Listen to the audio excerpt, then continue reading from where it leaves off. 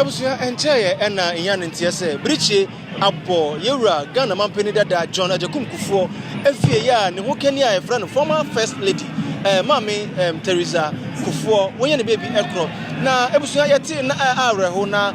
atuni so esanse na oman no ade atoyeni abusia me no ekese se ohwemu a ya ba bedru baby a eyiye no ekoso no aha ena eyiye no ekoso Heroes Park ya eye stadium Kumasi Sports Stadium abayara ena eyiye no ekoso se no suma me empenifo kudam ewa ha Ghana mampeni dada Kufuor enso ete ha bi ne ntie se yewura Dr Bawumia ene Ghana mampeni nado danko Kufuor do omo nyina da eba na empenifo nso ba ena omo ba Kennedy mu nyina aba abedu yeda so ene mu ha ku se ye behwe dwumadi ebusua kan ye ho na de beto fom bia no yenso ede beba abesomo medin ede oduma nko ba na Kofi abekọ sebetom kan ye ho aba so mu ana vice president